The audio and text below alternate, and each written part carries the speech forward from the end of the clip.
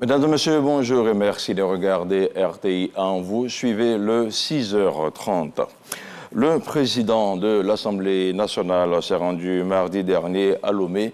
À l'invitation de son homologue togolais, Adama Bictogo a pris part à la séance d'ouverture solennelle de l'Assemblée nationale de ce pays ami et frère à la Côte d'Ivoire. Face aux députés du Togo, il s'est exprimé sur l'excellence des relations de coopération entre nos deux pays. Un pan de son allocution a été consacré à la contribution des parlements dans la stabilité en Afrique et l'instauration de la paix dans les États en crise de l'OCLU de Lomé. Le compte-rendu de Moussa Konaté. Séance d'ouverture de la deuxième session ordinaire de l'Assemblée nationale du Togo. 95 députés sur les 113 sont présents au palais de congrès de Kara, la deuxième ville du pays, pour écouter le discours d'orientation du président de l'institution. Soyons des hommes et des femmes qui travaillent d'arrache-pied pour mieux se comprendre. Des hommes et des femmes qui se relaient pour que notre production législative change la vie de nos populations. Des hommes et des femmes qui ont chevillé au corps l'idée que notre action compte dans la République et que la nation togolaise nous regarde. Cette rentrée parlementaire a vu la présence des présidents d'Assemblée nationale du Bénin et de Côte d'Ivoire, aussi de plusieurs structures parlementaires. Une marque de solidarité institutionnelle mise à profit par Adama Bictogo pour réaffirmer le rôle de la diplomatie parlementaire. Je crois fermement en la diplomatie parlementaire, la diplomatie des peuples. À ce titre, je reste plus que jamais convaincu que nos assemblées parlementaires ont le pouvoir d'influencer positivement les relations internationales. C'est pourquoi nous devons chercher des moyens d'intensifier nos efforts dans ce domaine. La contribution des parlements dans la consolidation de la paix et la stabilité en Afrique et dans la sous-région, une vision du président Adama Bictogo exprimée devant les députés togolais. Il est essentiel que nos institutions parlementaires soient suffisamment fortes car elles ont un rôle crucial à jouer. Honorables parlementaires, chers collègues, il est donc impérieux pour nos institutions parlementaires et nos États de travailler ensemble afin de promouvoir la paix, la stabilité et le développement dans nos États et par ricochet dans notre région. Après cette cérémonie solennelle d'ouverture de la deuxième session parlementaire, le président de l'Assemblée nationale et sa délégation ont été reçus par Fonya Singbe. Adama Bictogo a transmis au président togolais les salutations fraternelles du chef de l'État Alassane Ouattara. Et ici en Côte d'Ivoire, les représentants des groupements et partis politiques, des organisations de la société civile et de la presse ont échangé hier mercredi avec le président de la CEI, la Commission électorale indépendante. Le toilettage de la liste électorale était l'enjeu principal de la rencontre. 4,5 millions d'Ivoiriens sont invités à se faire enrôler d'ici quelques semaines. Les détails de la rencontre avec Éric Goré. L'élément déclencheur de ce processus de révision de la liste électorale est le recensement des futurs électeurs qui démarre le 19 octobre pour prendre fin le 10 novembre 2024.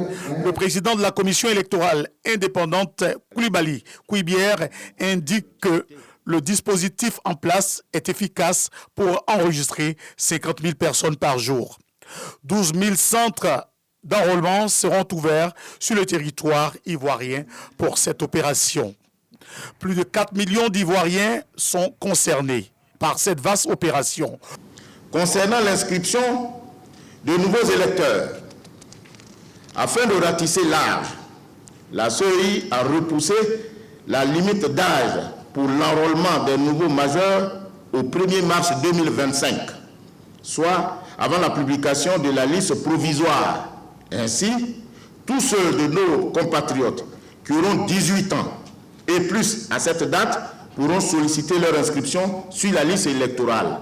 On a dit, ceux qui n'ont pas 18 ans au moment de l'enrôlement, mais qui l'auront avant la publication de la liste provisoire, qui se fera en mars 2025, si vous avez 18 ans avant le 1er mars 2025, même si vous n'avez pas 18 ans au moment où vous venez vous enrôler, vous pouvez vous faire enrôler. pour ratisser large. Les requérants devront se munir de leur carte nationale d'identité à défaut du récépissé ou encore de leur certificat de nationalité offert gratuitement par l'État de Côte d'Ivoire pour la circonstance. Le gouvernement a décidé de faciliter l'obtention du certificat de nationalité en la délivrant gratuitement.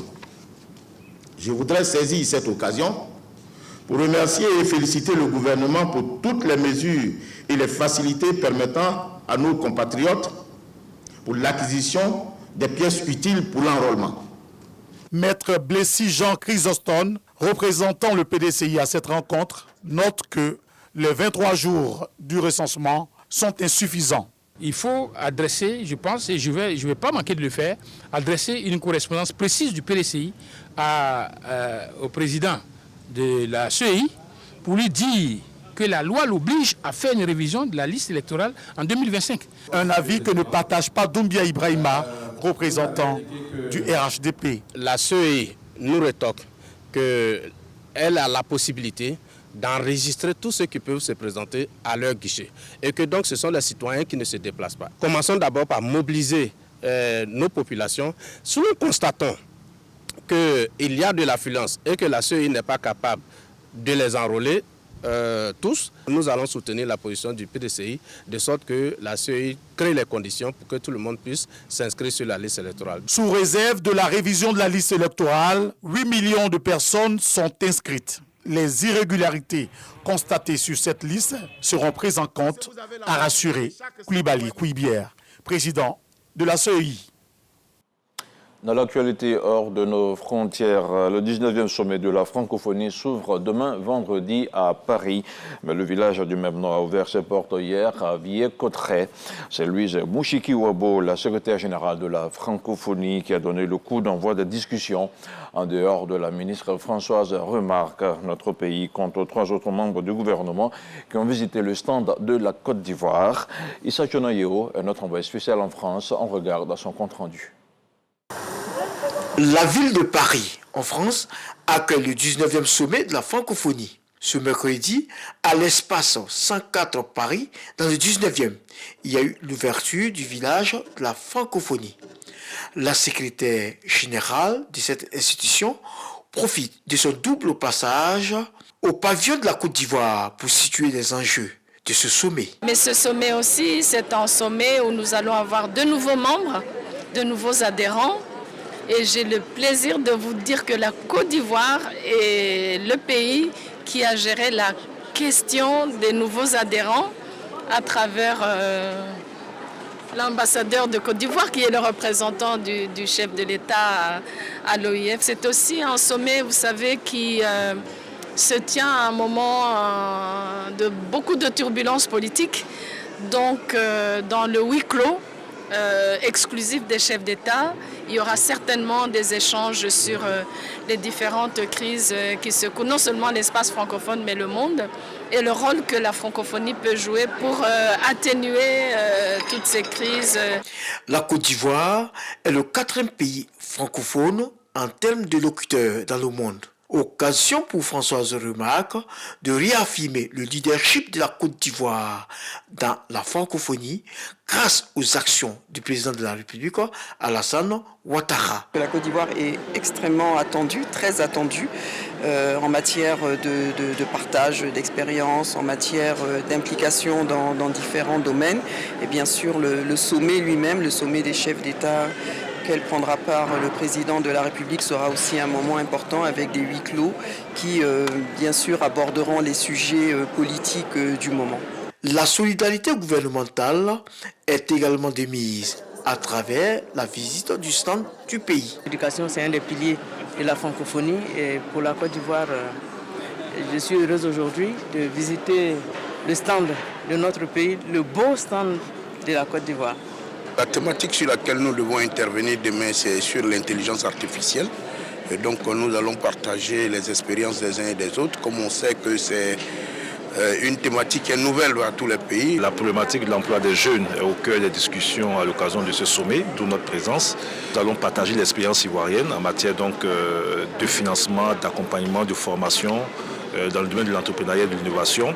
Et bien nous allons aussi apprendre donc, des autres pays qui ont certainement aussi donc, des pratiques sur lesquelles nous pourrons nous inspirer. Avant l'ouverture du village de la francophonie, la ministre Françoise Remarque a eu une séance de travail avec l'ambassadeur de la Côte d'Ivoire en France, Maurice Kwaku Bandama, afin d'affiner un certain nombre de points avant le sommet. L'ambassade de la République populaire de Chine en Côte d'Ivoire a célébré le 75e anniversaire de la proclamation de l'Empire du Milieu.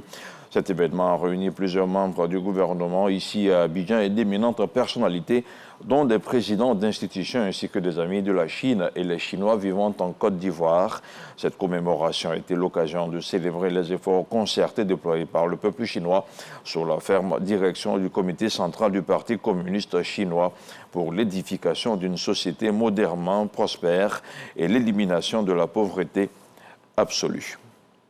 Du sport, du football avec les éléphants du Maracana qui se hissent en quart de finale de leur compétition. Mardi, ils ont étrillé le Cameroun sur le score sans appel de 6-0. Depuis le dôme du Palais des Sports de Treichville, on retrouve le compte-rendu de Ngamble Konaté et d'Arsène Kouassi. Poussés par le public, les éléphants maracaniers, sans forcer leur talent, ont facilement dompté les lions du Cameroun à l'occasion de la deuxième et dernière rencontre du groupe A. La balade de santé des éléphants débute à l'entame du deuxième tiers-temps sur cette réalisation du capitaine Gueye Placide qui montre la voie du succès à ses coéquipiers. Sur pénalty, Nyan Serge double la mise avant que Kone Loseni ne cosse l'addition. Joël Taouli, Esso Oria et Philippe Swonga jugent le score insuffisant et ajoutent leur nom au tableau des buteurs. 6-0 score final. Leader du groupe A, la Côte d'Ivoire élimine ainsi le Cameroun et se qualifie brillamment pour le second tour.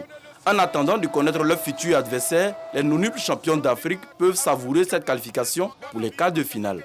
2 heures plus tard, le ministre délégué en charge des sports, Adje Silas Mech, partage un dîner avec les responsables des pays participants à la compétition.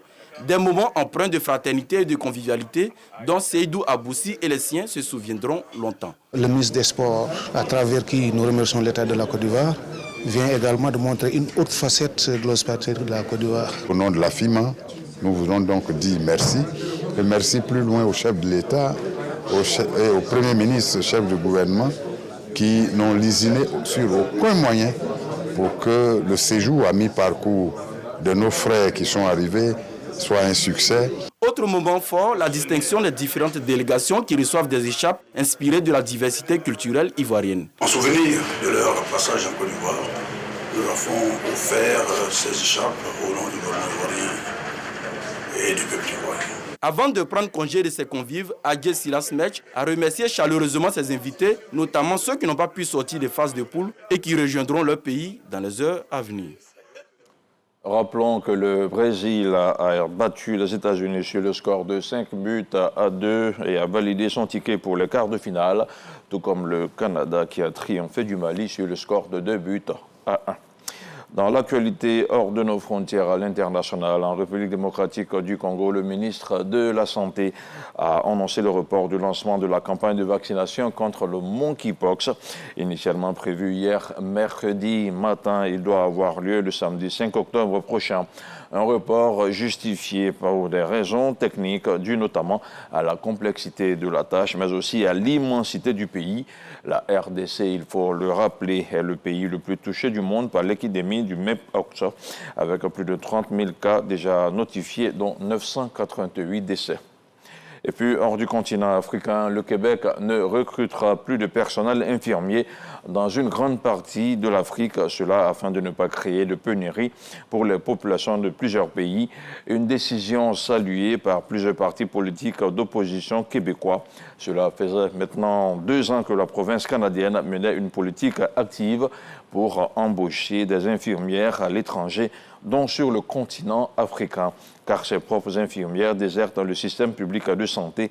En 2 ans, plus d'1 millier d'entre elles et d'entre eux ont quitté l'Afrique, et en particulier des pays comme le Cameroun ou encore la Côte d'Ivoire. On s'arrête ici pour ce 6h30. Merci de nous avoir suivis. Restez surtout sur RTI 1. Quant à moi, je vous retrouve ce soir à 23h.